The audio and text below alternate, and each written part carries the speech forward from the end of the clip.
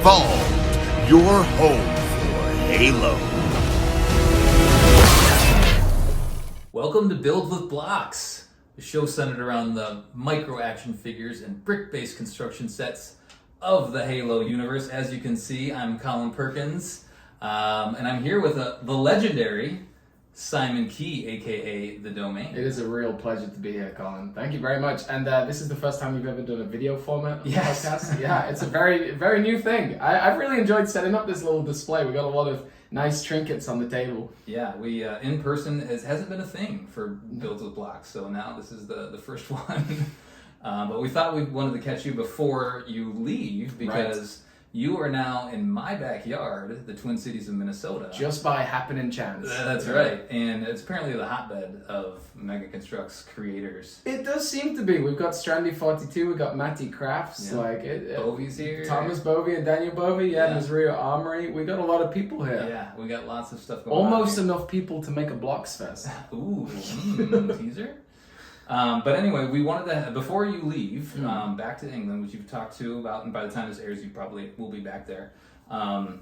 But, you know, we haven't had a chance to sit down and talk. Right. And the Builds with Blox crew is all remote, but I'm here, so we wanted to do a one-on-one interview. Thought that made the most sense. Made sense, yeah. And let's kind of dig into it, you know? Like, let's talk about the community. I think will be fun. Lots of topics, lots of history to get into. We've got a lot of topics, yeah, and I like to talk, so we don't know how long this one will be. But before we get into it, we always start with what we've been up to on the block front. So let's get into that. And since there's two of us, I only can throw it to you. Right. So what have you been up to? There's lots of things here. Have you been collecting? Yeah, I've been collecting. Yeah. I've been up to a lot on the Blox front, Colin. Yeah. Like, it's pretty much my livelihood right now. Right. It's been a really great time, mainly because this is the first time in over 5 or 6 years where I've been in a country that stocks Halo Mega Blox on the store shelves. Yeah. Like the UK, and I say this all the time, the UK used to be the absolute center of collecting Mega Blox. Like every supermarket, every store, every discount store, like everything would stock Halo Mega Blox. I would say in my town, I'm from Warrington, it's about halfway between Manchester and Liverpool in England, and that little town, I would say at least 20 to 25 stores, different stores would stock Halo Mega Blox. Whoa. Yeah. So no more. We've kind of died off there. Yeah. And for the past 5 years, I've been in Asia. Before that, I was 5 years in Asia. Yeah, yeah. Before that, years in England with barely any stock, and now being in America, especially Minnesota, is the capital of Target, right? Corporate offices are here. There's so many Targets here. There are so many Targets. So I've basically been spending a lot of my time hunting, particularly for Series 15. I've made a lot of videos on these lights of San Helios. Have you gone to every Target? Or are there still Targets that you have not reached? You take like Minneapolis, and there's like Minnesota is essentially the size of the United Kingdom, and there is so much there. I've been to probably at least like 30 Targets. Yeah, and there's more that you probably haven't. A lot of the same ones, like the Roseville, I've been to that one like so many times. A good one. And Target's an interesting one because it's so large that they just stock the exact same stuff in every store. So like you might have the occasional one, and like I'll go to some Targets and I'll find, say like yesterday we found the Recon Getaway. Yeah, that was cool. Yeah, found the buildable energy sword last week. But apart from that, you do just find the same blind bags and the same heroes every time. But it's still really fun, fun. It's nice being able to go into a Target and know at least what should be on shelf, but not, and then maybe like what might be on shelf, like with the new stuff. Right. And then like, ooh, I'm here just in time when the new helmet is here. I'm going to grab that. Exactly. Yeah. But what else have you been doing? Like video-wise, like you're not doing uploads every day anymore? No. You finally broke the streak? No. From the day I arrived in England, from the day I arrived in America, which was November 4th, I uploaded every single day for 125 days. I know. And there were many factors, like many driving factors behind that, but mainly it became by the end, like, I can't stop. Like, Yeah. I've done this many days, and it was like, originally I was like, I'll do 50. And then I was like, I'll do 100. And then I was like, I'll do 117, because that's great. And I always announced I was going to stop at 117, but then I just kept on uploading. Okay, well, because like 117 was around the time that the new fall sets were announced, so I just kept on grinding. Yeah, sure. And now I'm taking a break. I upload around 3 or 4 videos a week right now. Right. Mainly because I'm leaving in right now 5 days. From recording. From recording 5 days. So I gotta pack down, I gotta sell some stuff, I gotta, get ready to leave. Yeah. So can't be uploading every single day, no. Does it feel, because you've moved multiple places, but you've collected, so do you kind of have that transition down? Like, I've got all this stuff, and now I gotta get rid of all this stuff or send it home or something. It happens like that, yeah. And I'm a collector on all fronts, really. Like, especially when I was living in China, I would collect every trinket I saw. Sure. Every little poster or no, just I would never find Halo in China. No. Yeah. Any like poster, map, postcard, like coin, anything I found, anything that reminded me of China. So I would collect all this up. Sometimes my parents would come to visit and they'd bring an empty suitcase with them, and then they just go home with stuff. Sometimes I would like leave Asia back to England with 3 suitcases and return to Asia with 1. There's always been a thing. And when I left Hong Kong, I sent a 30-kilogram box back to England by boat. That took 5 months. It just arrived like last week. Are you serious? Yeah, it arrived last week. So I'm looking forward to busting it open. I can't even remember what's in there. There's definitely like the Pelican and the AA gun and that kind of stuff. Right. But beside that, I don't know. Well, I'll talk quickly about what I've been up to. I have to really look at my notes. Normally I'm interviewing and I can, the camera's here and my notes are here, so I can kind of go between the two. So, but I've been staring at my pre-order for all the fall sets, and we'll talk a little bit about that at some point.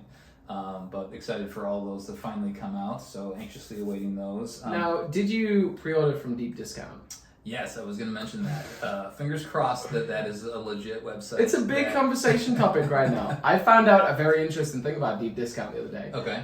When Harry Potter was releasing the final book, what's it called? The Deathly Hallows.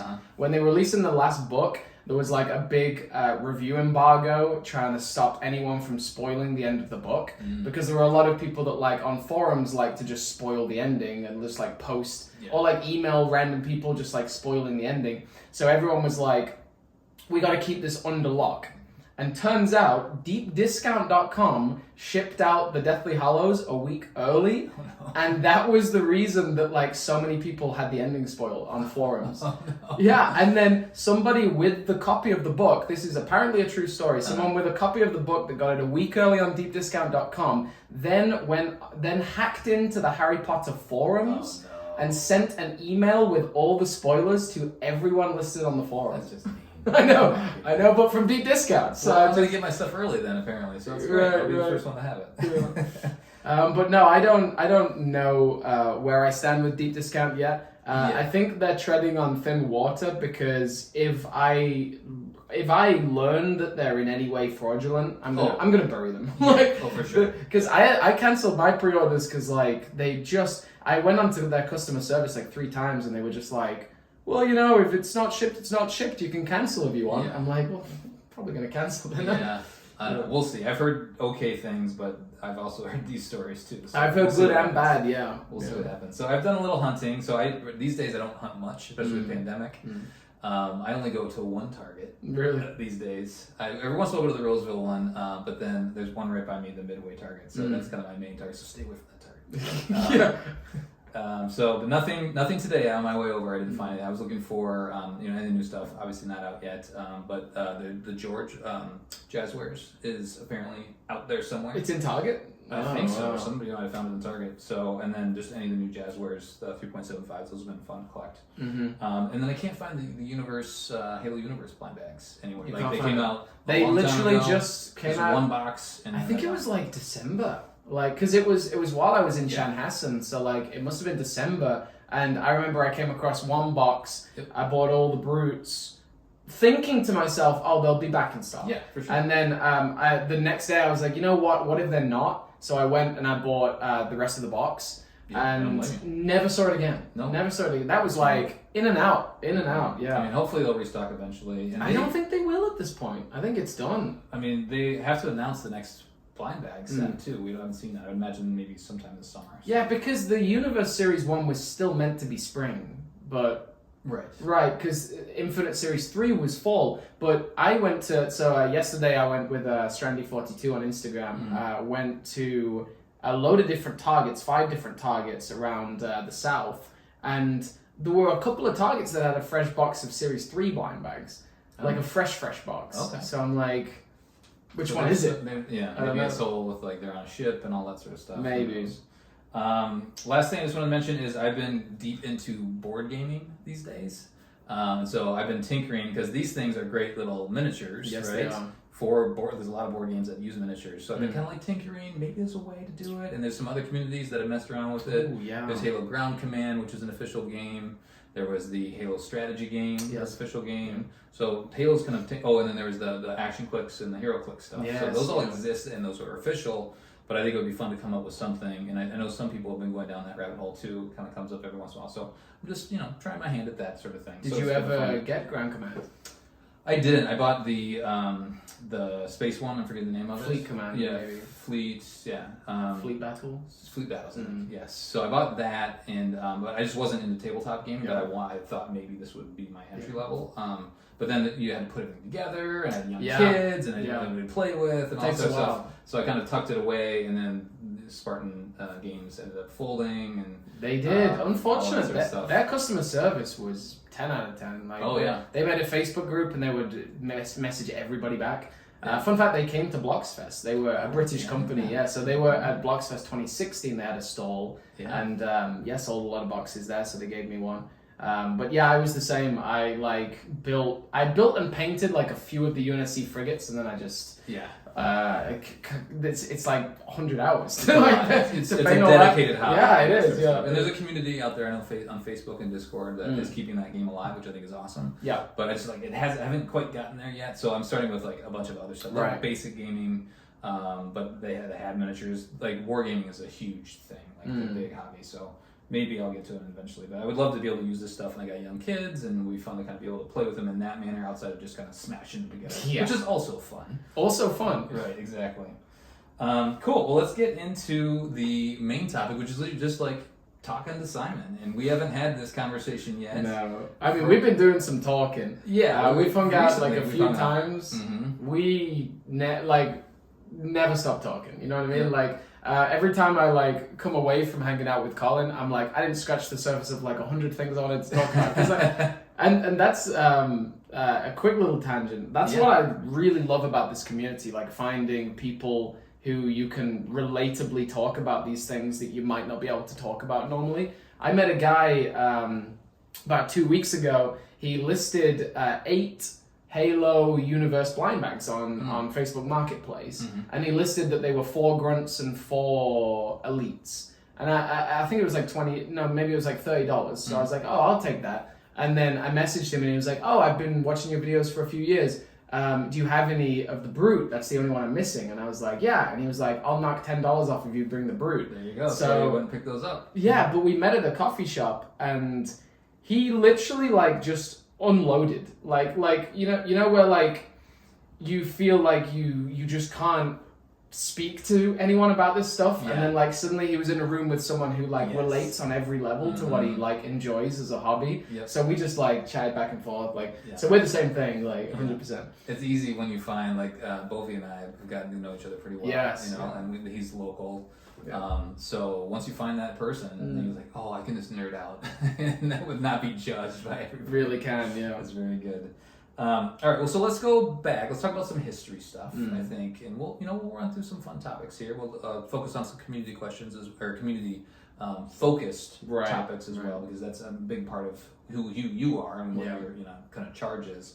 But let's go back to the beginning, and you have so much video out there that I'm sure you've answered all these questions over the years. Spread out. Somewhere along the way. But we want to give you the nice condensed version here of Simon in the domain. So talk about your history with Halo back, when did you first find the game, play the game? Did you read the book first, Oh, all yeah. that sort of stuff. So how did you stumble across Halo? It's a great first question.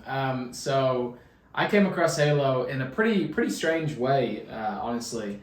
My auntie worked for Samsung back in the day. Around the launch, I don't know what year it would have been, but around the launch of Halo 3, was that like 2005? 7, I think. 7? Mhm. Yeah, 2007. So she was working at Samsung, and she went to a Microsoft conference at a hotel in England.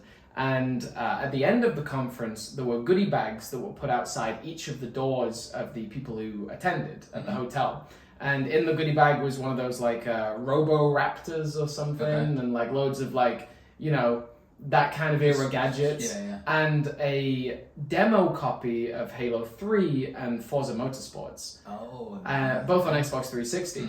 And she came around to our house maybe like a few weeks later, and she was like, I got given these Xbox games for free. I know you don't have an Xbox, but if you just want to sell them, like whatever, if you want to give them to a friend, go for it. And so I was like, oh, thank you so much. And then probably like another month passed, and then me and my brother are just like sat there in the house bored one day, and we're like, why don't we just buy a cheap Xbox 360? There's a store in England called CEX, and it's a trade-in video game console store, CDs and DVDs, whatever. And they have there's like a recurring meme on the internet of like a British guy or gal who, like, a small section of like your kind of like future wealth was stolen by CEX, because they would offer like a game for like $10, and their trade-in price was horrible. It was like $1. It's like GameStop. So you would give in 10 games and get this one game, then get bored of that game, and then give in another 10 games, including that game, for another game. And like everyone is always on Facebook like, oh man, I traded my like Super Mario Sunshine for like some random Xbox game. So we went into CEX, we had like a load of games and like maybe an old Nintendo 64 or something. And we traded in a load of it with some cash for an Xbox 360 with 2 controllers. And we went home. I remember like it was yesterday that we fired up Halo 3 for the first time. We went on Valhalla, just 1v1. And I remember like I spawned into Valhalla and I'm just like, what is this? Like, this is gorgeous. Have you ever played first-person shooters? No.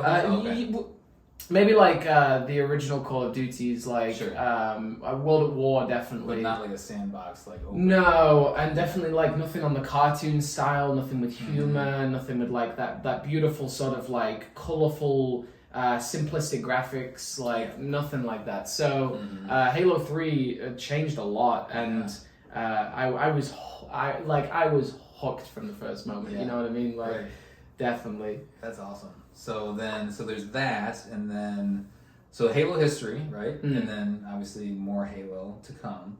But then there are these little things called construction sets, which I feel weird saying because like everybody calls it Kleenex, but it's actual facial tissues. So we call them Legos, but we don't want to say that, right?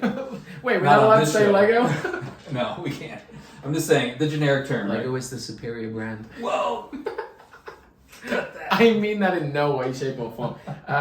I watched have you seen the video that's circulating at the minute? It's like 2 dudes with aviator sunglasses, and they're Lego fans, and they go to Target and buy Halo sets, and then they just dunk on them. Yeah, I think I've seen. It's horrendous. Yeah. It's so offensive. Like, it's like they didn't even try to. No, they didn't try at all. And they're like looking at the Mega Construx at Target, and they're like, "Oh, the piece count is pretty much the same as Lego." I'm like, "No, it's not." Like. No, it's not.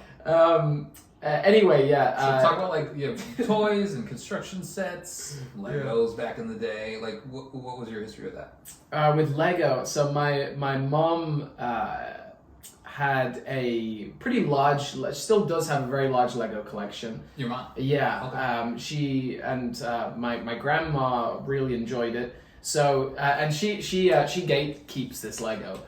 She has it in like a big box in the attic, and like she always says, if you want to use it with your Mega Bloks, separate it afterwards. Like she really protects this Lego, and it's like all this Lego is covered in like temporary tattoos that like her and her friend like stuck on, and Right. like it's Are they sets or are they just random stuff? Just okay. random So it's stuff. not Like there were some sets back in the day. Yeah. She had, I think one of the first Lego sets she bought me was a Hogwarts train. Oh yeah. I did have that. But construction sets on the other side of the family, my dad was always into Meccano. Have you ever heard of that? That is. Meccano's pretty cool. It's like 100% metal. And you can build these like really good construction sets, like realistic cars and stuff. But everything's put together with like nuts and bolts. Okay. And like you have like you get a little Allen key and you get a screwdriver and like it's very technical. So it was like two things. Like my mom's house would have. I keep on saying mom. It feels so unnatural to me. Mother. I gotta keep my British roots. Right. My mom would have all this Lego, and my dad would have Meccano. I was into Connects when I was young. Yeah, Connects. And Bionicle, Tower Okay. of Ultimate Doom, Bionicle, Yeah, right. loves it. And Scalextrics, I don't know that one. Scalextric, I think it's called like Scalextrics. It's like the RC cars, but you construct the track and stuff. Okay, cool. So a lot of construction, honestly, when I was young. So But your when parents both loved it, which is great. Both So I'm loved sure they were like, "Here, do this because we love this." And Yeah. It turns out you love it too. yeah, and also It's hard not to. Yeah, if you're any parent, you can see that Lego is and Mega Blox is so stimulating for a child's mind. Like it's literally building blocks, like they're building a universe, like they're building a city or whatever, or a diorama, and yeah, it's a fantastic thing. So I was definitely in it when I was young, and I definitely had a lot of Lego. Yeah. I think I had an extensive Bionicle collection for sure. Okay. Can't really remember what it was, but I love the Bionicle. That was a movie. good series, apparently. Yeah, A lot of people love Bionicle, which is great. Yeah, the little Coolest one. rolling. They were like these little like. They look like there's those rolling droids in like Attack of the Clones, or maybe Phantom Menace, where they like roll down a corridor and then they like have a shield. But Bionicle had a similar one. They were very good. So definitely started young, and then once I was into Halo 3, this just came Yeah, so I was gonna naturally. say, so like, and I played with Lego because every other Dark Days, and I've talked about this, is like I made it to about 14 personally, and I was into sports and a bunch of other stuff, and then girls got into the equation, all that, you know. So like, I had made it to 14 where I played with the Legos a ton, and then I took a break, and then I That's came the back to it dark later. days. Those are the dark days, right? And I finally had to tell my mom when I was like 20 something, like, stop buying these sets, and I wish I didn't tell her that, of course. But now, obviously, it's a big part of my life. Like, how old were you when this kind of Halo and Mega, like, kind of came together? Yeah. The very beginning of Halo Mega Blox. Right. Yeah, 2009, the very start. I went to there's a store called B&M Bargains in England. It's like a Dollar Tree, I guess. And I went there one day. They had the Mongoose. It was like a Spartan with a sniper and a Mongoose, and then it was a turret with an elite and an energy sword. Okay. I bought that. I thought it was fantastic. I think the next thing I bought was the Warthog, and then the original. Oh, this is all 2009. Yeah. And then the Series 1 blind bag. Okay. And this is a fun fact, fun story. The first time I ever bought a blind bag was a Series 1 blind bag, and I bought it from a store called The Entertainer. And when I bought it, I was really hoping to get the Spartan, or maybe like one of the interesting ones, maybe the CQB. I don't know what was in that. CQB?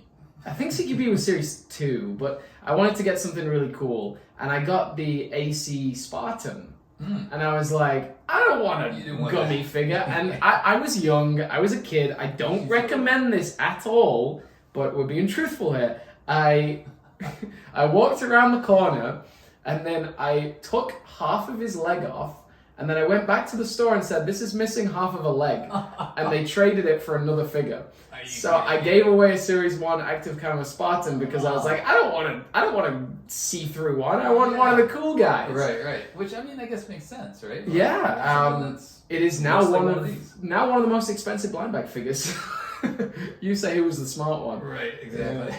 Okay, so we got a little bit of the history, like original stuff, and then so you probably collected a little bit here and there. When then did you start doing videos, YouTube channels? Yeah.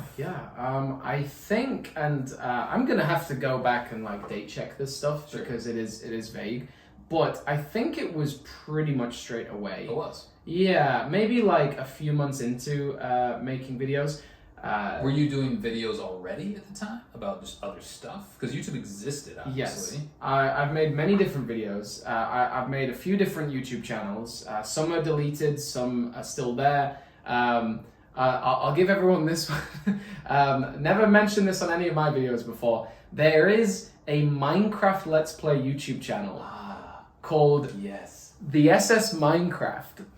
It exists and it's up right now, and it's one of my original channels, and it's a Let's Play Minecraft channel. That's good. So that's that. So wait, so the SS was part of the original, so it was you and your friend. It was Sam and Simon. That's the SS. Okay. When I was a child, I didn't realize the implications of the SS in modern. Like I actually think my parents should have put me aside and been like, that's not the wisest YouTube channel name. But it had good intentions. Sam and Simon, and the first channel we made together was the SS Minecraft, and that was like Sam was a huge Minecraft enthusiast, so that made sense at the time. Then gradually we lost interest in that, and I think just about the same time I was starting to collect Halo Mega Bloks. And I'd experimented with stop motion a few times. I did a fun stop motion of some like flowers blooming for like college. Okay. College in England is a few years before your college. We call it university, but college is just the last 2 years of high school for us, pretty much. And I did a project, a flower blooming, and then I was like, hey, I like stop motion. We experimented a few times. I think there was probably a name for the YouTube channel for the first like couple of months, and then I'd done a load of stop motion, and I was like, that seems pretty cool, so we'll do the SS motion. Not exactly sure what that channel name would have been called, but... So wait, do those videos still exist? They're just hidden? Like, can we go see the flower No, not the flower. That was never uploaded to YouTube. Oh, okay. But the very first... I've never really deleted any videos from YouTube. I had a bit of a panic when Copa was announced, and I started like deleting some, and like long form videos where I'm talking, I unlisted because I'm like, I don't know if I cursed in that. So there was that whole thing, but in general, never deleted any. And when you look back at those original stop motions, which are all still there, I re-released my very first stop motion about 2 months ago when it was the 10-year anniversary of my YouTube channel, January 6th. And when I re-released that, you look at that footage and you're like, okay, I think I got all those sets in the first 6 months, you know what I mean? It's just the original drop pods and the original sets, so. Man, we go back. Oh, we go back. We go way back. Oh, yeah. I love it. So then, when did you decide that you wanted to do it more regularly? Like, it was probably a hobby for a little while. Yeah. And then, what made you want to kind of focus on Mega, and then really focus on Mega? Right.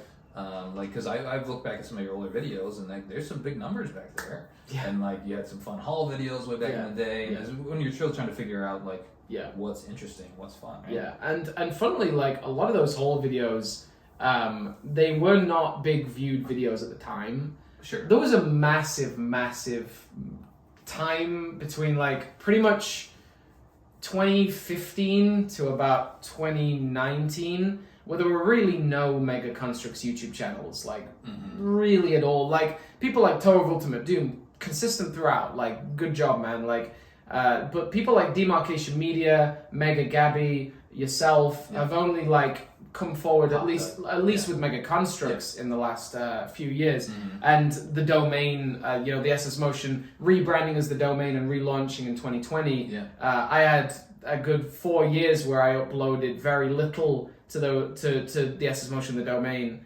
and in that span, I don't think there was anyone to fill the void. So I think like my whole videos just Sure. They're looking just for it. climbed, just climbed. And this is the funny thing, isn't it? Like, I don't want so much. Like, I'm sure people at home don't want a lot of this podcast to be like talking about Halo Infinite because that's like exhausting to me. Sure. Just the state of it right now. Sure. Not even, and to be clear, not the state of the actual game, the state of the community. The state of the larger Halo community. The state, the state of the larger Halo community is like kind of really disappointing to me. Really disappointing to me. Yeah. Everybody felt it in the air that Halo was coming back. Yeah. You know, Halo Infinite, I personally didn't even care that it got delayed by a year.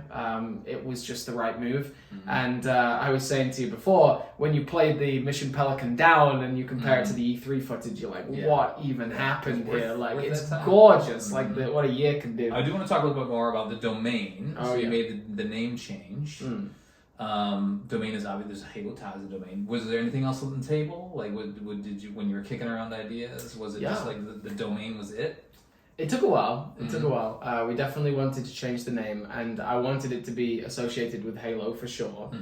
Actually, my friend Simon Kent, it's two Simons, Simon Kent, Simon Key, and we were in England just before lockdown, and I was thinking about a name, and we had the Halo Mythos book, the big black one, and we looked through that for a couple of hours, and then I just came across the domain, and the second I saw that name, I was like, And the more you read into it, you know, it's the center of all knowledge in the galaxy. It's like the Forerunners, right? Yeah, it's the Internet of the Forerunners, and the fact that it was playing into Halo 5, I personally thought it would play a much larger role in Halo Infinite than it did. Like, I thought that would definitely be a thing. I actually thought it would be like a smart thing because you name the channel the domain, and then when Halo Infinite comes out, everyone's Googling what is the domain, but it never happened. You know, you gotta. So you took a chance. You gotta place your bets, That's good though. It's very good. So anything else on the table? Anything else? Were there any other ideas? Do you remember that popped out that you could have done? Gosh, that was a little bit of time ago. There's a channel name that like it wasn't the domain, but it's one that I want to have in the future. I want a channel called Sergeant. I don't know what his name is, but Jenkins, you know, from Halo Combat Evolved. Yep. I want like a trash posting YouTube channel where I just put like random memes on there called like something like Sergeant Jenkins. I got a lot of names for different channels that I want to bring into account one day, but we'll see. Nice. So again, you know, like we just covered a lot of ground. There's lots of history there. There's lots of people that helped you out along the way too, right? With Essence Motion, Right. a lot of people were involved. Right? It wasn't just. I mean, Oh, I feel like gosh, you're the feature act, but there's lots of people that were involved. Oh man, I Essence mean, Motion. so many, and really you can't have that conversation without Blox Fest as well. Like. We'll dig into that in a little bit, but go ahead. Right, I mean, 4 years in a row, we ran Blox Fest, this gaming convention with Halo Mega Blox, and there were so many people over the years that really touched on my life and touched on my professional life. So I started with me and Sam, and then there were a load of people, like me and Sam's friends, that helped out along the way. One of the first people that got involved was a guy called Craig. He really helped with Blox Fest, and he was like a good face on a lot of the videos, like a lot of the vlogs. Then we had Anthony, who was the original idea for Blox Fest. Like he emailed me and he was like, when Blox Fest first came about, he just sent me an email and was like, do you want to be the guest appearance at Blox Fest? But then the more we talked and the more we met up, we became partners with it, and we planned it together. And then he stepped down after the first year, became me and Craig, and then Thomas Fishenden, who like is famous Thomas Fishenden, Podcast Evolved, the very same Thomas. He stepped in and helped with Craig, but then once Craig stepped down, he had really big shoes to fill alongside Jonathan and just like so many others. I'm gonna feel really bad if I don't mention someone right now, but there were so many along the way. And then when I moved to China, Thomas and Jonathan pretty much took the reins of the channel and did so much for me. Like I moved to China by chance. I was traveling in China for a month, and then I just came across a job, and I pretty much never left for a couple of years. So, and I didn't really have a VPN. Even when you have a VPN in China, accessing Facebook can take like an hour, like legitimately. So I lost communication, but Jonathan and Thomas just kept on feeding good quality reviews to the channel, which I'll always be grateful for. And then recently, Colin's been a huge help with the channel. My ex-girlfriend Peggy was an enormous help as a videographer and so many things. So I credit this channel to just so many different people. Right. Yeah, that's awesome. And even the volunteers at Blox Fest every year, dozens of volunteers of my friends that just, I couldn't have done it without them. Yeah, that's 100%. Cool. So what do you, and you cover a lot now, like over the years you talked about Blox Fest, and we'll dig into that a little bit more in a second, but what do you enjoy creating the most? Because you do all sorts of stuff. Yeah, I try and do as much as I can. The variety, it's amazing how much variety there is with just these little dudes and so Halo, much variety, right? yeah. So what excites you right now to create? Very good question. I think there's actually, like, if you don't mind, there's like two different ways I can go about that. There's what excites me as a content creator, and then there's what excites me learning the craft, Okay. Sure. I've really enjoyed making news videos, and one of the videos I've really enjoyed making was the Mega Construx Intel, where it's like all of the Squad 45 Discord comments that either Jan or Kevin have made. Those are good. And putting them into like animated video, because it's all a new thing to me. And like in terms of professionally, definitely any kind of video that has some new element to it, whether even it be like animated text or like really cool transitions or trying to blend different audios together, like anything like that is really fun for me. It's one of the main reasons I kept up with 125 videos. I was just doing a little something different every day, So I was definitely learning. And but it's interesting because from a viewer standpoint, your videos do seem pretty seamless. Like you obviously do like cut stuff together, right? And that's kind of because you want to keep it short. Yeah. But the elements that you're mentioning just seem so fluid and just so easy, and I'm sure that comes just from all the practice. Well, one of my favorite things is to look back at a video that I released either exactly a year ago or exactly 2 years ago, and just marvel at the difference. One of the main things I've really honed in on the last few months is pan zooms, like knowing how to quickly be like, okay, I'm segmenting this clip, this clip, this clip. This one's a little bit longer, so this one will be slightly cropped in, then this one will start cropped out, slowly zoom in, then this one will be like even more cropped in. Like just really quickly doing that kind of stuff is really stimulating.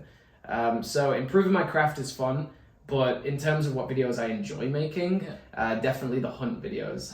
Definitely travel blocks. I used to love making travel videos in Asia. One of my other YouTube channels, which most people don't know about, is called Wandering Motion. It's like it's in the description of every video, but that's my travel channel, and I have dozens and dozens and dozens of videos I've not released of like travel stuff and like showing around like Chinese temples kind of stuff. Cool.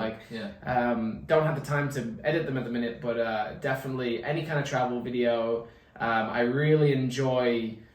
I'd say the thing I enjoy the least is like long form videos, like anything like this.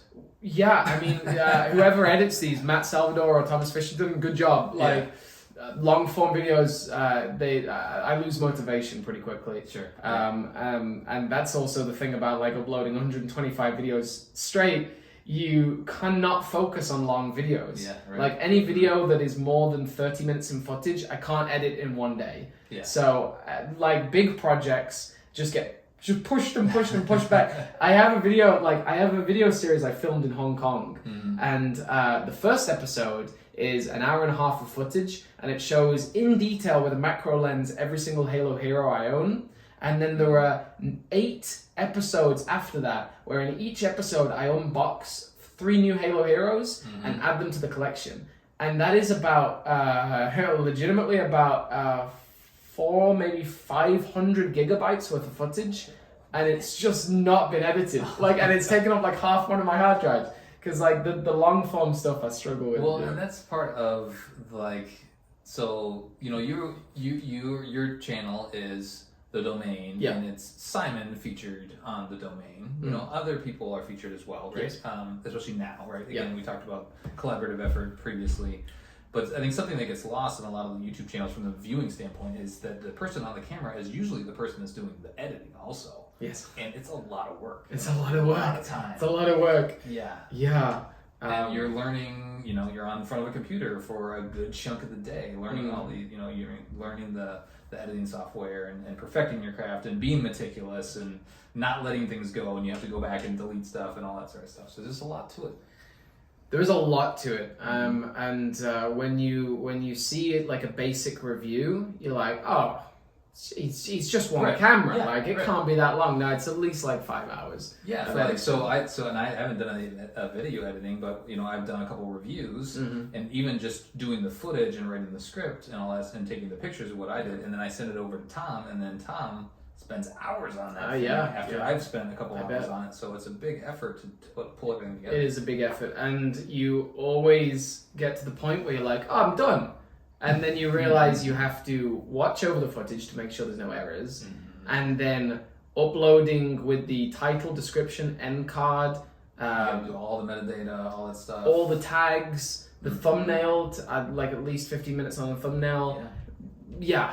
A lot to it. There's a lot to it, yeah. And you also have that kind of feeling where when you're crunching, you get to the point where like you're getting close, but it's like 2 p.m. and you're like, well, if it gets to past 4 p.m., like the audience isn't good. Like 3 p.m. is like the best time, and then on the weekend it's like whatever time. But you get to the point where like you get into 4 o'clock and you're so stressed because you're like, it's not ready, and then you always like I'll say to my roommate, I'm like, oh, it's done. Like I've finished exporting. I'll be free in like 15 minutes. And then it's uploading, it's the thumbnail, and then it's like an hour and a half later, and you're like, damn, what happened to my evening? But Exactly. it's like, so what is, and this has probably evolved over the years, but like current state, do you have like a mission statement or goal for the channel as it is right now?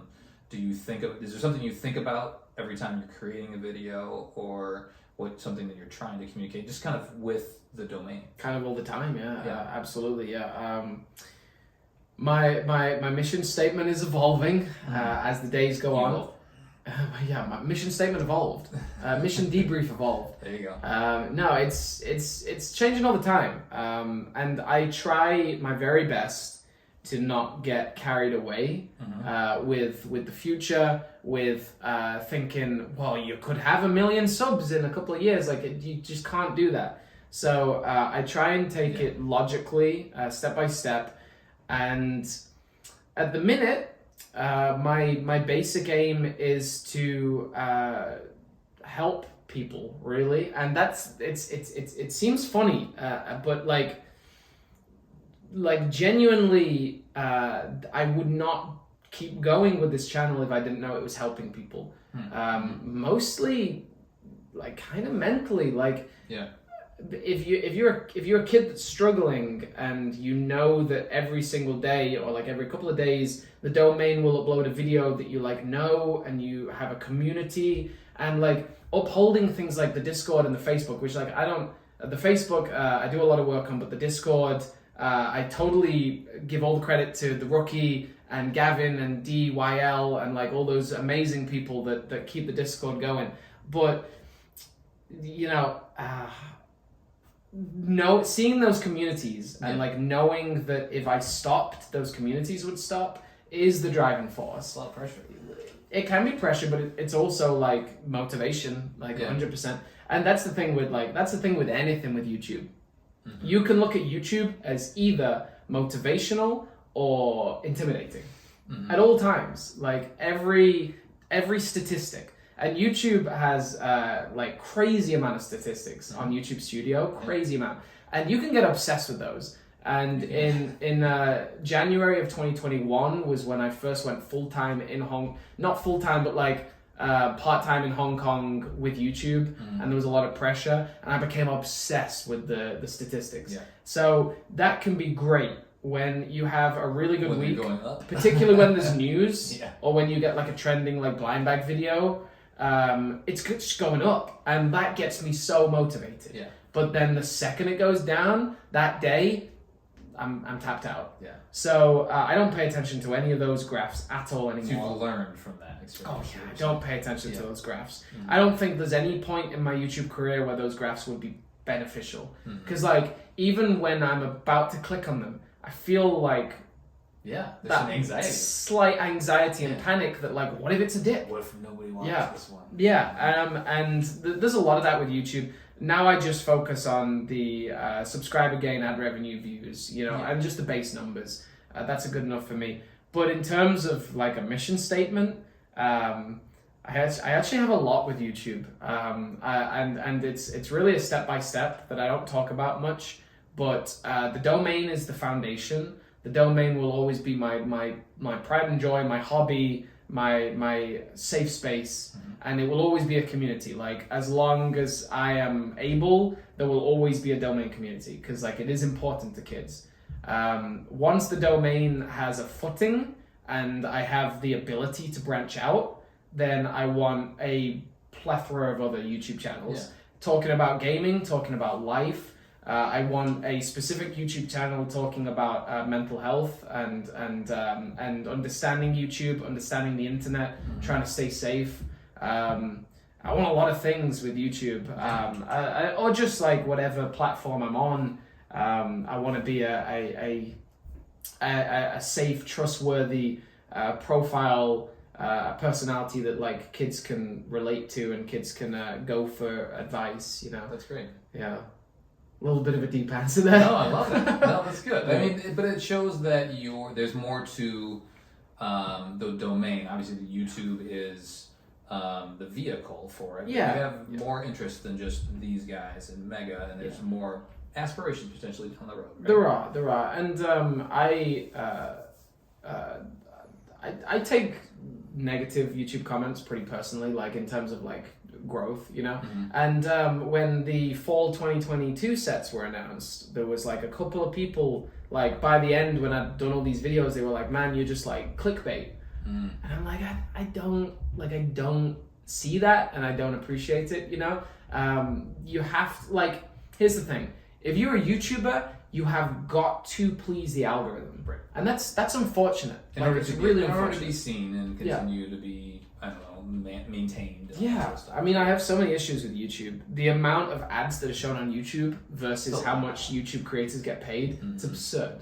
Like the amount of like unskippable ads. When I did the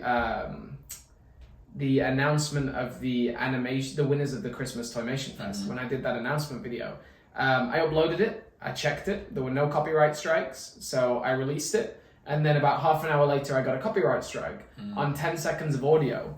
I chose to not monetize that video because I didn't want any interruptions to break the flow of the animations being shown. And then YouTube flagged 10 seconds, gave all the ad revenue to some random dude, and also put like unskippable ads 3 times that broke in the middle of the animations being shown. I'm like, so they forced you to monetize it? Yeah, and a beginning and an end ad. And when I went on to YouTube support, they were like, well, you had a copyright piece of music, so not our problem. So I have issues with YouTube, but YouTube's YouTube, right? YouTube is YouTube. Right? And to grow on YouTube and to be relevant, you have to please the algorithm. You have to do things that are technically clickbait, but you have to be in a good conscience with it. Like, I'm not trying to manipulate anyone. I will never have anything in a title that is not accurate to the video. If I say my largest haul yet, it is legitimately my largest haul yet because I've calculated like either the value or the quantity, you know what I mean? Like, I don't lie to the public. So it's like, no, it's one of those, yeah. But I hope that YouTube will continue to evolve, and I hope that like this community will continue into the future. So the domain TikTok when? I made a domain TikTok once, and then I uploaded like I think it was like a Halo Heroes Series 14 showcase or something, and I hated it. I deleted it. No, I deleted the thing.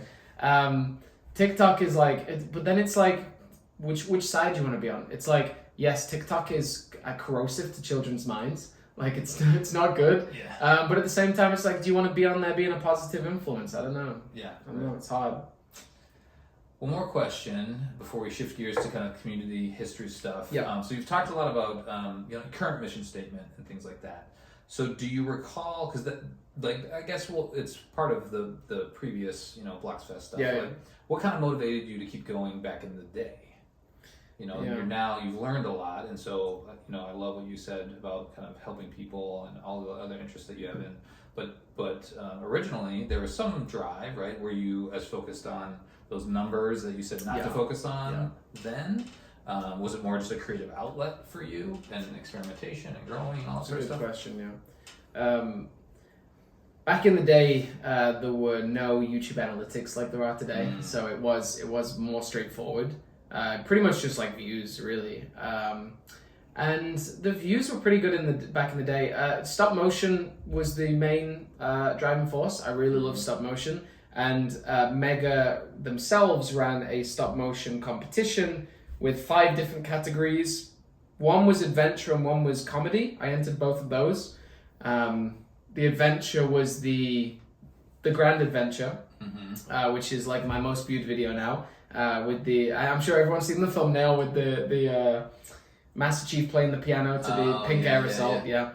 And then my comedy was Surviving an Infection, which was like a black and white grainy film about like a PSA for surviving the flood.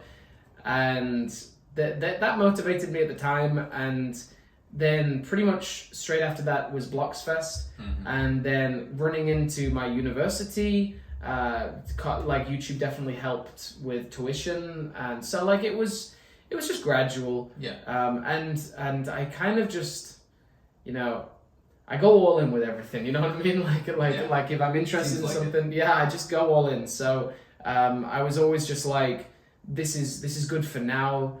And that's also like a good thing you can do with YouTube. Just like, don't worry about it. Just enjoy what you're learning. Like enjoy learning how to edit or learning how to take photos or like really anything. As long as you like come out with some skill at the end, it's all good. Yeah, it's probably, not necessarily thinking about that in the moment, but when you look back on it, and this is a lot of, at my point in my career and kind of doing the things that we're doing now with Podcast Evolved and all that stuff, like all of this is just growing professionally and learning and all that sort of stuff. So, just start in which you did, right? And you were probably just having lots of fun along the way. And meanwhile, you're building this portfolio and all this great experience on the way. And that is the best way of looking at it. That's the best way of looking at maybe most things in life. Like just whatever you're doing, just be able to reflect on what you learned from it, and that it's all going to be good. All right. Well, we have covered a lot of ground,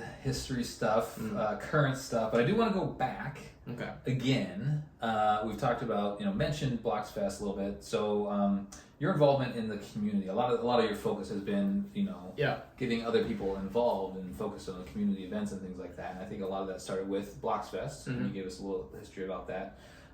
So I kind of wanted to learn more because I wasn't a collector back then. No, I watched a ton of videos. So kind of talk about how that, you already mentioned how it came about, Anthony, his idea, but kind of talk about those years and what was all involved. I would love to, so started my YouTube channel at the SS Motion on January 6th, 2012. And then 2013 came around. We've been uploading for a full year. And my friend Anthony emailed me and said, hey, I'm putting together a Halo Mega Blox convention. Do you want to be a guest speaker there? I was like, absolutely, I would love to. And then, we developed our relationship into business partners. But at the beginning, the turnaround for Blox Fest was pretty tight. I think it was probably around February that he emailed me, and we ran it in June, maybe. Something like that. That's crazy. Something like that. But back in the day, Mega Blox had a head office in a place called Oxford in England. So getting in touch with them was no problem, and they sent us, so we ran the event for 100 people in a convention center, not a convention center, no, in the back of a pub, in a place called Burnley, like an old mining town in England, near Manchester, where Anthony was from. We ran it to about 100 people, And you had the support of Mega. oh the first yeah, one. yeah. That's Straight cool. away, they sent 2 representatives on the day, Peter Fuller and Hannah Fairhurst, and they brought with them 100 Cyan Spartans and 100 drop pods. Yeah, so every person got one of those each. We did a basic tournament with just like one TV screen and an Xbox 2-player split screen, I think. And we did a treasure hunt. We did like find the gold Spartans around the venue. Oh, nice. It was just like a basic community thing. Yeah, 100 people. There was also a snowstorm on the day, which made people getting there very challenging. There was one family called the O'Donohues. They were coming from Ireland, and their flight to Manchester was cancelled. So they ended up getting a flight to Liverpool and then we're getting a rental car and then driving to Burnley. So shout out to them being just absolute champions. That's great. So we did the first Blox Fest, then So small thing. small event, just 100 people, and then did you sell tickets, or it was just kind of open to whoever? We sold tickets, yeah. Okay. We sold tickets, and every year we kind of just sold tickets to cover costs. Sure. I made my money on the day from selling figures, individual figures packaged. Like the tickets really just covered the venue, catering, and a few other things. So we did 100 tickets for the first one in Burnley, and then when Anthony stepped down, it was pretty much just me. And then I brought on this guy Craig, and then Thomas Fishenden, and we started with, we did for 3 years after that one convention center in my hometown Warrington called the Parr Hall, and we started. I think the second year we had under 200, and then we worked up to over 300 by the end. Yeah, that's great. It was great. Yeah, it was really fun. And people coming from all over England. All over England. Yeah. Some from Scotland, some from Wales, some from Ireland. We had a guy from Germany, and the main crazy thing was in the last Blox Fest in 2016. Andrew Gagnon and his family flew from Canada to Warrington. Really? Yeah, to be at Blox Fest. So that's good. Yeah, Andrew Gagnon is like one of the legacy legends, along with like Goodwill Hunter. So many cool people have like come and gone. Commander Bakara, Philip V98, like a lot of good legends out there. So yeah, we did Blox Fest up until 2016 when I moved to China, and I moved to China a week after the end of Blox Fest, like straight after. So you ruined it. You left. No, You started and you killed it. No. I mean, Blox Fest was one of those. The community was shifting. Yeah. Halo 5 happened. Halo 5 did happen. And you know, the Mattel purchase was in about 2015, maybe. Yeah, right around the 14, 15. Yeah, and when Mattel purchased Mega, they immediately shut down the Mega office in Oxford. Yeah. Sets stopped being stocked.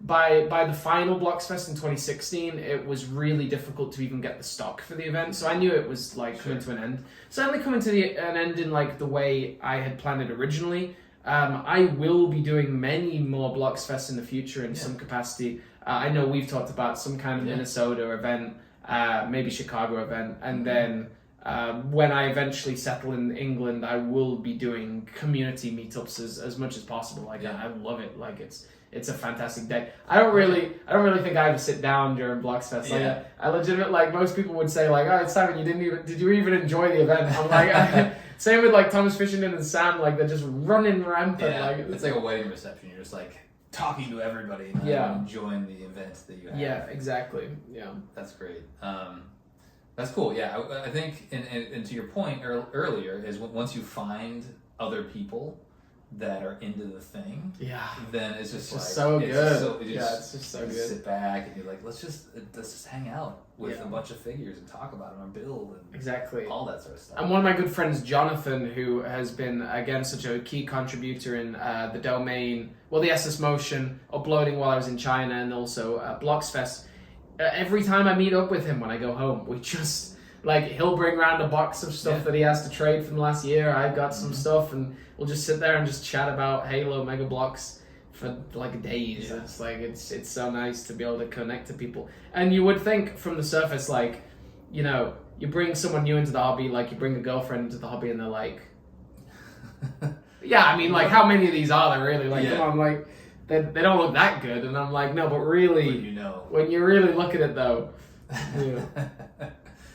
I mean, and so much of the focus is on these guys, but like, there's all this other good stuff that we all have boxes of and all that. So I want to talk about now the Toymation Fest. So you went, so we did Mega or Blox Fest, and then you obviously that was your dark times, is when you were elsewhere.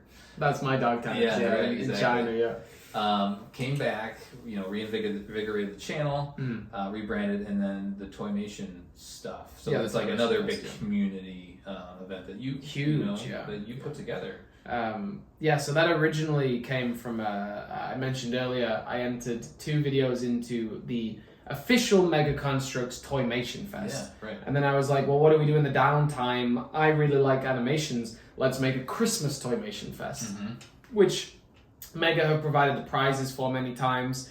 And it was, I think I ran it twice in England, maybe like 2014 and 2015, maybe.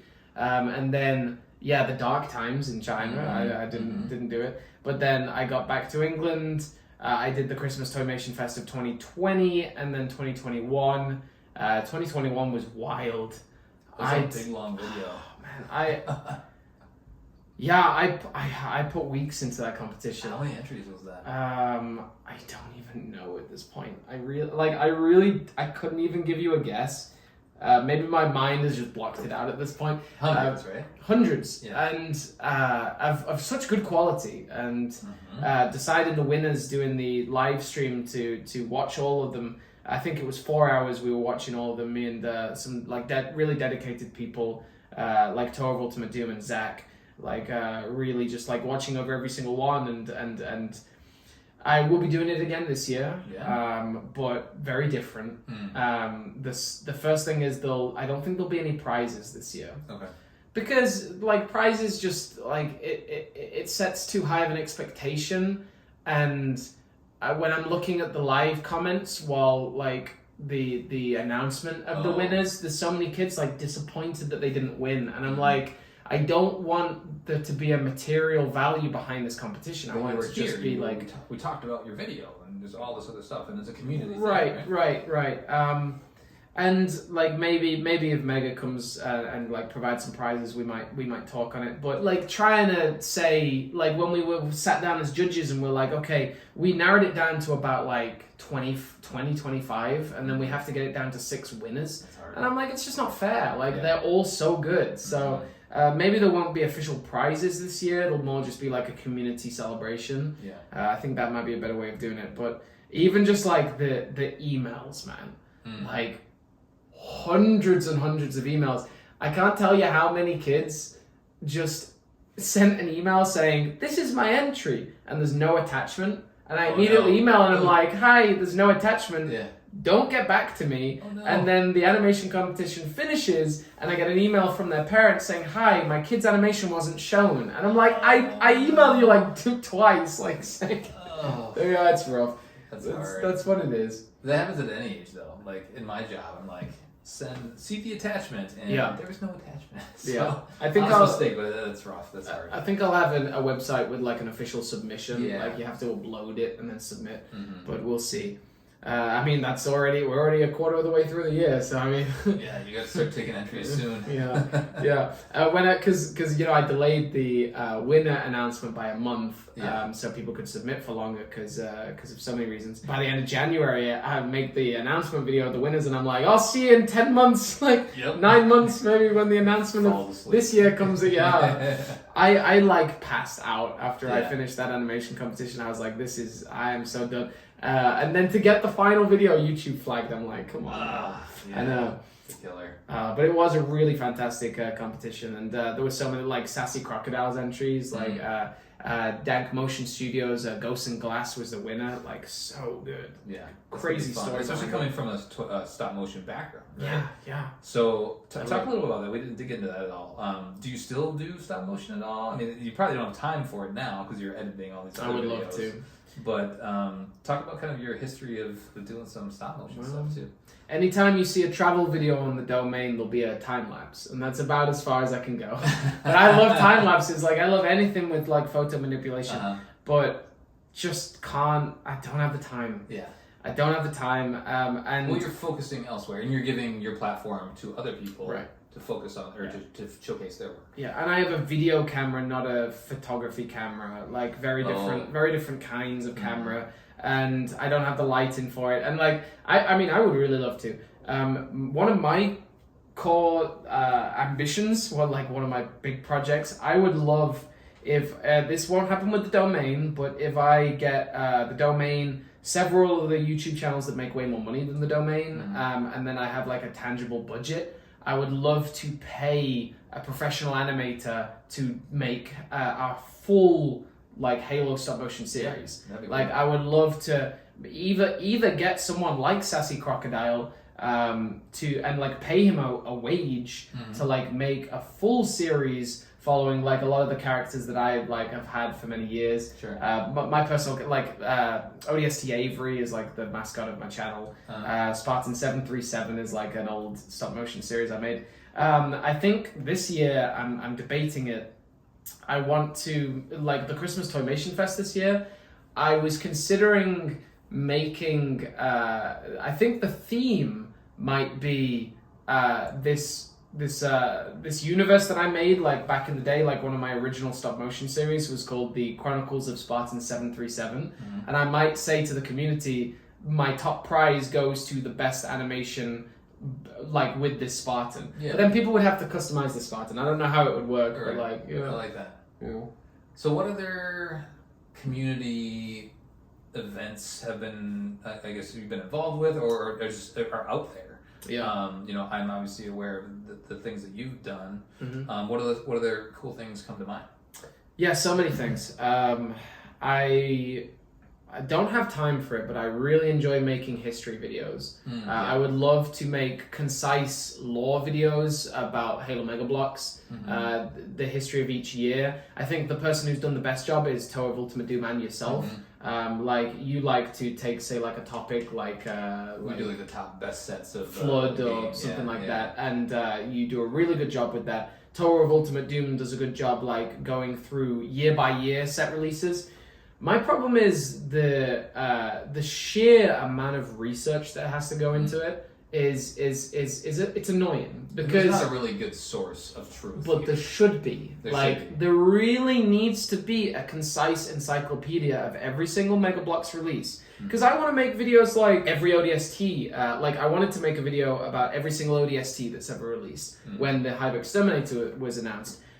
But the research behind it is like 3 or 4 hours because like you're never gonna know if you just missed one Target exclusive that just slipped your mind. Like I was putting the list together and I was like, oh, that Target blue ODST that came alongside the White Honor Guard, those armory packs. I'm like, so you could easily just miss one and then the comments of your video is just that. You missed that blue ODST, man. So I really want before I make history videos, I want a concise encyclopedia, which I think Halo Collector is working on.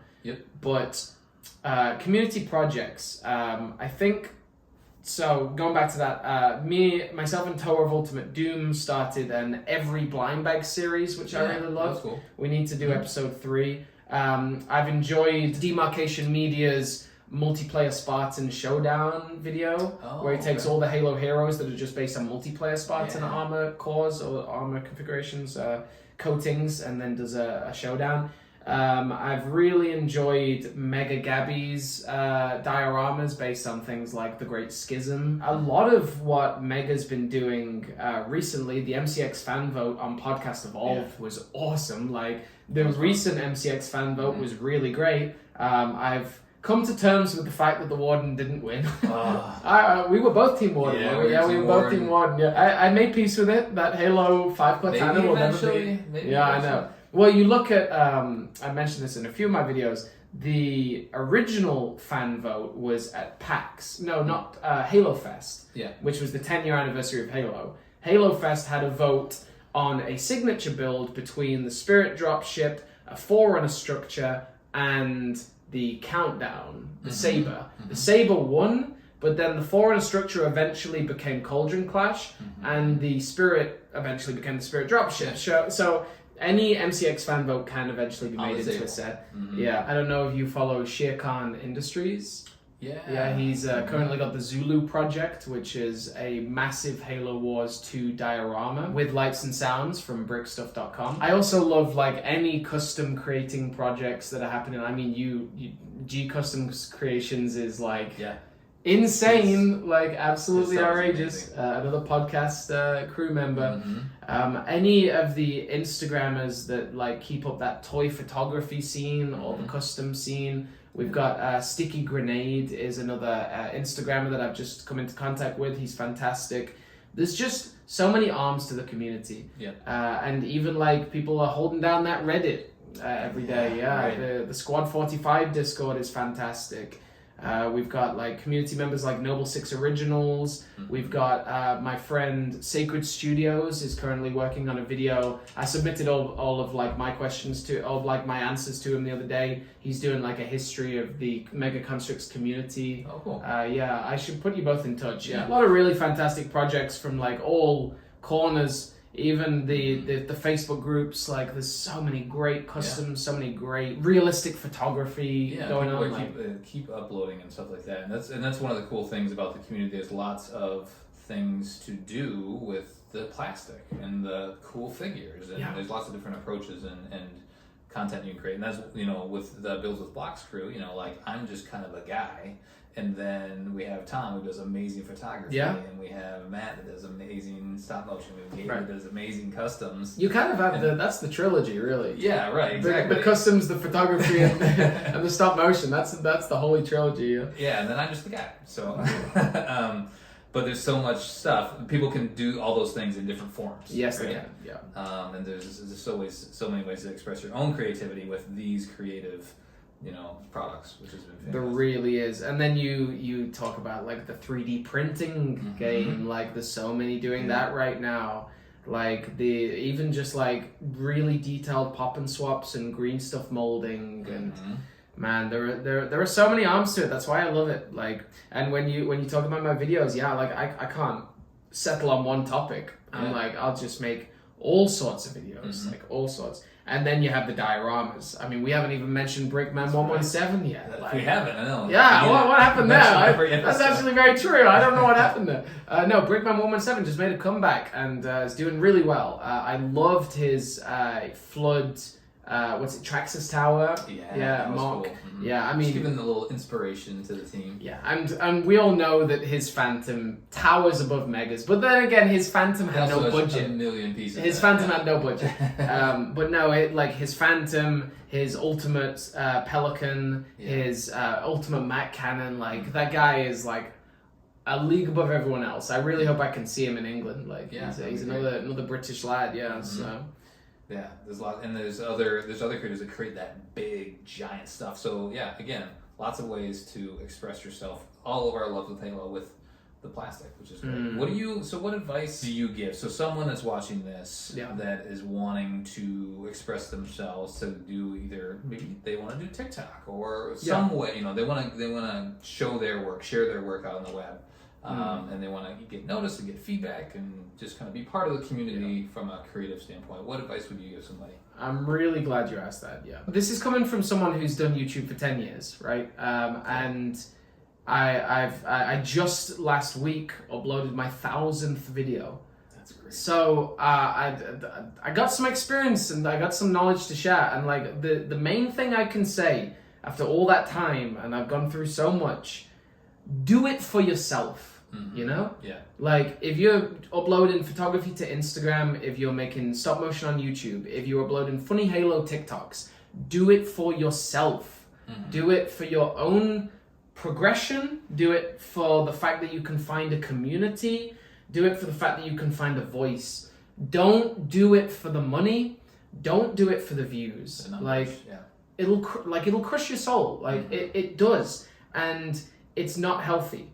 Like, and this is what I want to try and like do with like some kind of YouTube channel that talks about mental health struggles online. Like, the internet is a vicious place. It'll try and convince you that it's okay, it's good for you, it's healthy, but like it's not. And there are so many good things that can come from the community. There are so many people who have a small niche or some desire to express themselves, and they just can't find that in like normal society. So the internet is great, but the second you start worrying about like, oh, I got 10,000 less views this month, or oh, I uploaded a video that was really passionate to me, but it got 50% less views, and like I still do that, you know. It's a struggle. I got hold of some from a really great guy, David Carrillo. I got hold of some original Xbox magazines. Oh yeah. And I went on this big speech to my flatmate and his friend. I was like,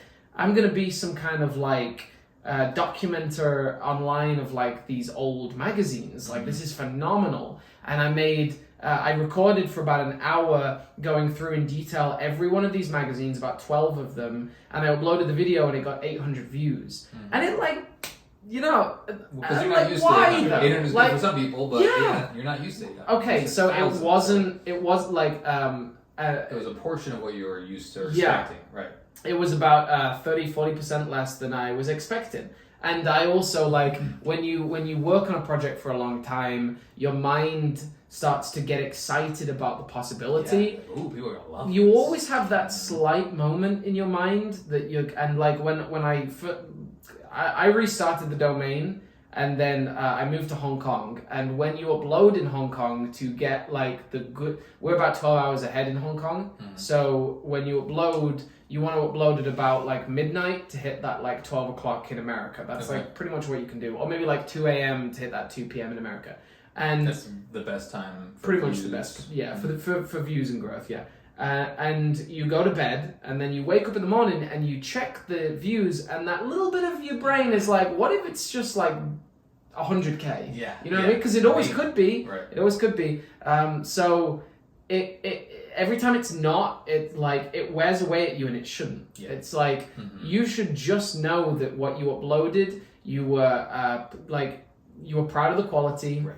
You learned something, you provided something for your community, and that's all you should focus on. Yeah, and hopefully there's a couple comments. Yeah. And you can interact with those people. It's either good feedback. It's not just like first or whatever, you know. There's always that. Exactly. There is always a first. But it's some feedback or something, and there's always trolls on the internet, like you said, you know, the internet can be a bad place, but hopefully there's some other people encouraging you to continue to express yourself, that enjoy what you're doing. Say, hey, this is cool. Maybe do something like this. Yeah. Every time you upload that video, as you're uploading, and I still do this, like as you're uploading, you click it and you're like, this was for me. Like I did something cool here. I'm proud of this video. If it gets 50% less views than normal, so be it. Like I enjoyed this video. Yeah. And it's hard to be in that mental space, but like once you get there, and once you like train your brain to like be okay with that, it makes YouTube way more enjoyable, way more practical.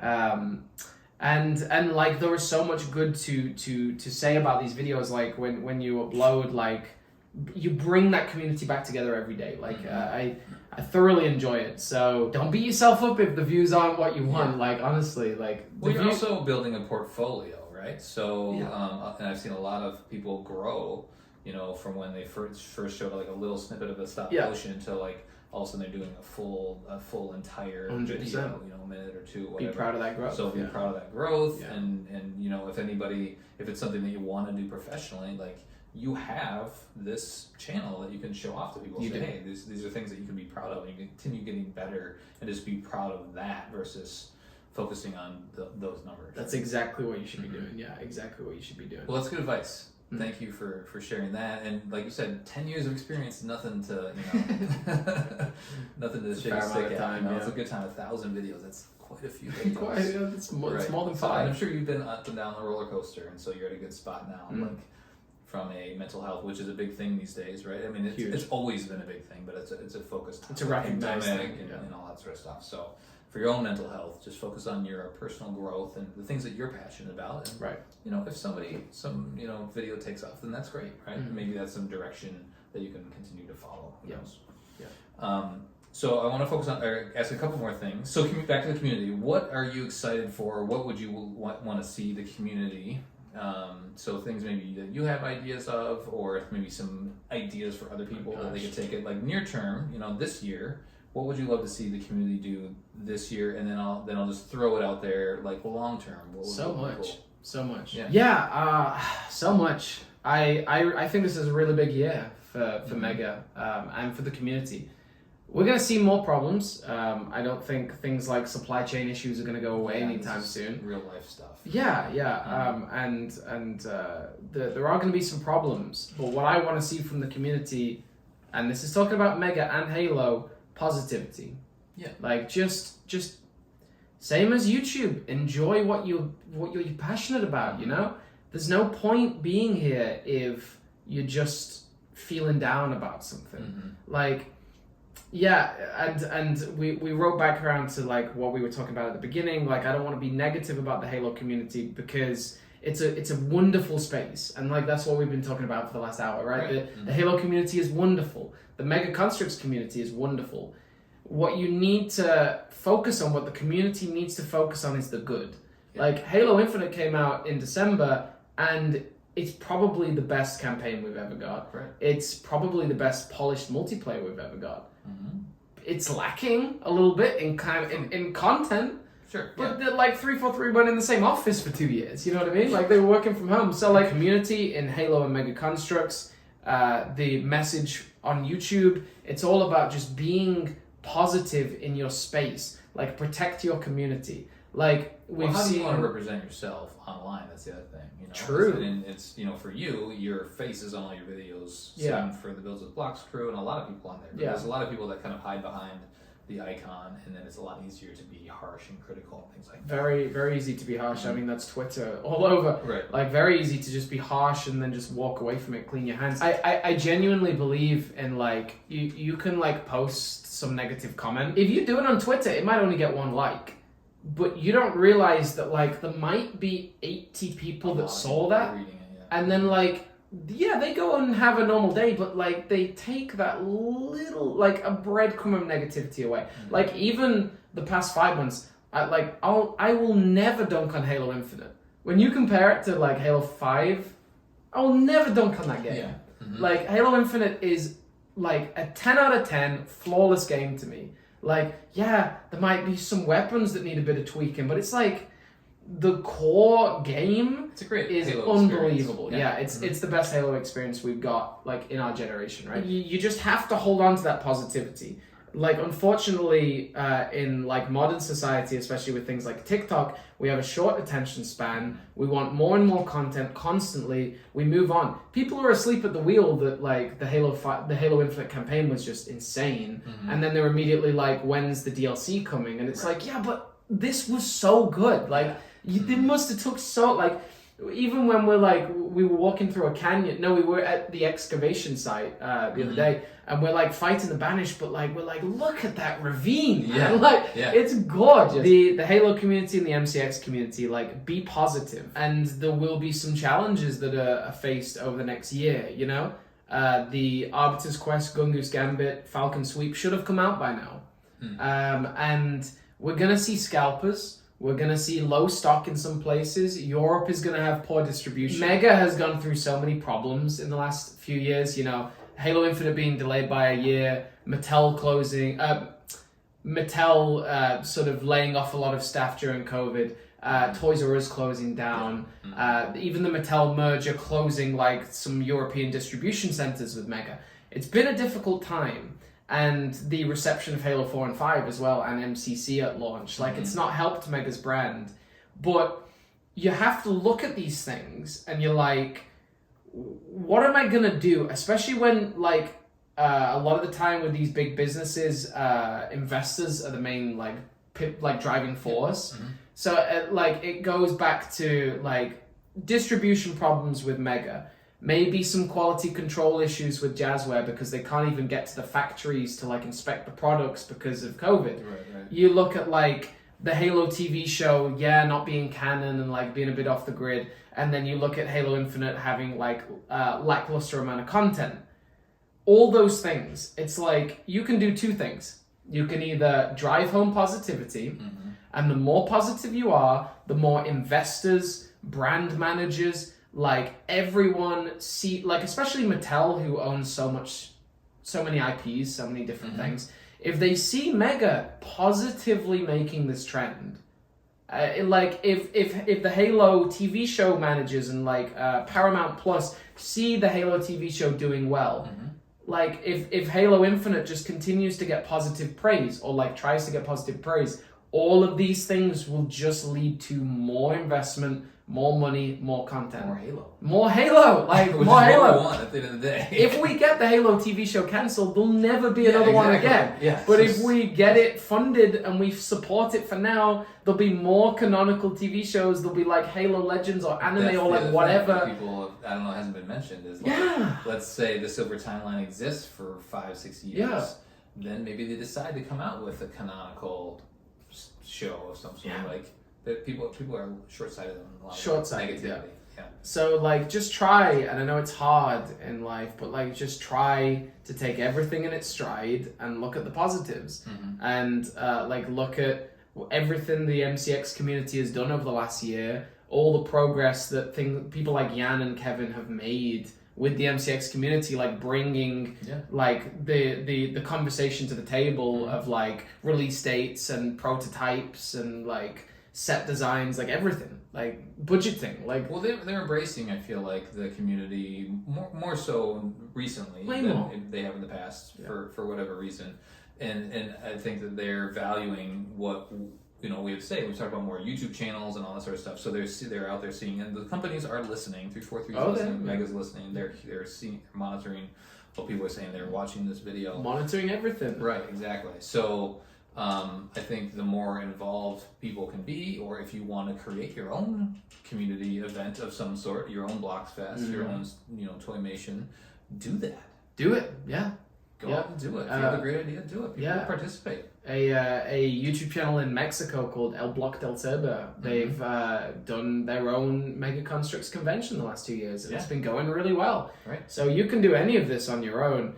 And Podcast Evolved has been a huge push on the communication between Mega and the community. Like having Jan and Kevin on the podcast has been a massive part of this. Right. The Squad 45 Discord, getting Jan and Kevin to do the Q&A sessions, like huge pushes. And like these companies will listen to the community as long as it's positive. I saw a tweet the other day from one of the big Halo content creators, and he was like, I hope that the negativity towards Halo Infinite right now doesn't make Microsoft pivot thinking that the community doesn't actually want like an old school kind of Halo game. Right. Because like they're just watching the trends, right? Like they'll move in whatever way the community responds.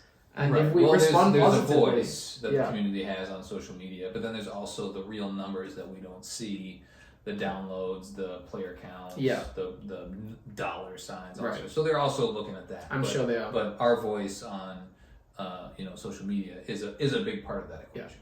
And these 343 employees, like I'm always thinking about, if you're a 343 employee, let's go as far back as like Halo 4, right? So 343 is formed with Halo 4, and you're brought on, maybe from Bungie, maybe independent. You're brought on as a designer, like maybe even just like a level designer for Halo 4. The game does okay, and then Halo 5 comes around, the game does poorly, right? And you maybe mentally are a little bit crushed by that, but then for 6 years you work on Halo Infinite, and you're like, the sound design's on the right direction, the art design's on the right direction, the multiplayer looks great, BTB is back, like everything is lining up. And then I know there was a lot of positivity when the game announced, like when the game released, there was a lot. But now there's almost no positivity towards the game. Yeah. On things like Twitter. Like if I was a 343 employee, if I'd been there for 10 years, I would never go on Twitter. No. And like that's a shame. And like Twitter should be filled with people like us saying, hey, just played dig site, excavation site for the first time, thought Bassos was amazing. Yeah. Hey, just like heard these random bird calls, like the sound designers did a really great job here. Someone's way more likely to go to Twitter saying, hey, I just saw the same bird 10 times. that's not very realistic. Instead of like, hey, those birds sound amazing, they have great animations, you know. So it's like, just like try and be positive, man. Like 100%. Yeah, it's the larger trap of like, you know, you watch the news. Well, Yeah. I don't watch the news, but the news exists. I never watch the news. No, same thing. No. But it always headlines with all the negative stuff because that's what gets the views, right? So it's hard to not fall into that trap. Let's not focus on that stuff. Be constructive with criticism, Right. But let's celebrate the positivity. And constructive is good. Like obviously 343 needed to know that the shop was too expensive. Right. Yeah, and they made a change. Yeah, and they made a change. But in general, especially when it comes to a content drought, who at 343 wants that? Like nobody's trying to like not push out maps, but it's like clearly there's no maps to push out. So like pressure is not going to help that. Yeah. Never. No. Right. Yeah, we have a voice, and I think the recent fan votes really prove that too. Is the teams at 343 and Mega have all these ideas, and they know the sales numbers and all that sort of stuff, and they're reading the social media, but they're giving us a chance to say, we want that haunted figure. Like that thing's pretty rad. And we're getting that soon, right? Team Thrallsley. Well, maybe. He was on the list. Yeah. But then they're giving us a chance to pick a set. I think, which is great. It's really great, and they're already planning next year's fan vote, so it really does work. And Mega, more than most companies, I think, are very receptive to fan feedback. There's a very clear reason that the Scorpion that's coming out this year has 2 hunters in it, versus the Wasp and the Pelican last year having 1, because people clearly want 2 hunters at once. So Mega will definitely listen 100%. Like they're a very receptive company. You just have to like know how to communicate with them, really. Yeah. All right. Well, that's been good advice. Appreciate that, and just kind of a good conversation overall. I do want to close really quick. So there's some changes happening for Simon specifically and the domain. So talk about what's next for you. You talked a little bit about potential interests for you two, but just kind of curious, what are you up to next? Though back to England? I would love to, And then what? So, back to England in 5 days. Definitely once this podcast comes out, I'll be back in England. Once I'm there, I'm the best man at my brother's wedding. That's why I'm heading back. Yeah, really excited about that. Not been home for 2 years because of That's crazy. The world, but really excited to be back. Once I get back to England, I want to focus mainly on my family, but also dioramas. In terms of the domain, dioramas, I want to get back to what restarted the domain, which is like multiplayer or campaign-based dios. The first big video that got the domain back again was my ODST Oni site bridge. Yeah. That was cool. So I want to do a lot more like that. I would love to. I've got a really big Faithful versus Fallen diorama in mind. Oh yeah, that's the set you just reviewed recently. Yes, a really big Outland Skirmish diorama I've got in mind. I want to really go hard on the Flood. Shame Flood is so expensive to buy nowadays, but I got get some more Traxxas Tower. Traxxas Tower. I know it's about time. And other than that, this year is going to be pretty huge. I was traveling for the last 5 months in America. Once I've reconnected with my family and a lot of things back home, I'm going to come back to Minnesota. I got a lot of business in Texas, a lot of business in New York, some in Florida, and I want to visit a lot of people. If I have the time and the money, I want to go between different collectors in America and make sort of like small vid doc series on their collecting journey, interview them. And then by the end of the year, I hope to have launched a series of YouTube channels called Hot Takes. Oh, yeah. Yes. You've been doing some of those already, right? Been doing a few, not in the exact format that I eventually envisage. A lot of this will be on green screens eventually. Inspired by a lot of YouTubers like Nakey Jakey. And I'm going to start with a YouTube channel called Halo Hot Takes, where I talk about just like dumb stuff, like the fact that there's no way Bassus was hiding in that excavation site tower. Like I don't know if he was in vents or something, I don't know where he was. Things like, I don't believe that the Spirit of Fire stood any chance against Aatrox's main banished chip. I think they would have been annihilated immediately. Yeah. Halo hot takes, then gaming hot takes, then normal hot takes. By the end of the year, I want a full up and running travel channel and a lot more on the YouTube side of things. Yeah. That sounds awesome. Wow, a lot planned. Well, we covered a whole lot today. Sure did. So appreciate your time. Good luck with your travels and the changes to the channel and all that other sort of stuff. Hopefully, we'll do some more collaborating. We'll be doing plenty more collaborating. Yeah, 100%. Yeah, that'll be fun. Why don't we just close it there? Thanks for joining Builds with Blox. If you enjoy the show, I'm normally reading this in my clothes. But if you enjoy the show, feel free to support Evolved on Patreon. You can also find everything Podcast Evolved related on evolvedhalo.com. Well, first of all, thank you so much for having me on. This was like an absolute blast, and I really appreciate some of the questions, like really delving into what I'm passionate about with YouTube. So thank you so much for watching. This was a video long in the making, and really happy we could sit down and do it in video format. And other than that, I'm really excited about my new collaborations with brickstuff.com. Yeah. I released my promo video just the other day where you yourself can order lights and sounds modular kits to custom fit your own Halo vehicles with lights, sounds, and eventually moving parts as well. That'd be cool. So check out brickstuff.com and use the code DOMAIN10 for 10% off your order. And promo code. Yeah, we got promo codes. Yeah, 100%. Colin, thank you so much for having me on. Like, this was fantastic. Sounds good. Until next time, evolved. And there we we go. Say it too. Oh, evolved. All right, 3, 2. Oh, go on. I'll do it. Until next time, evolved. Did it. Fantastic. There we go. Evolved.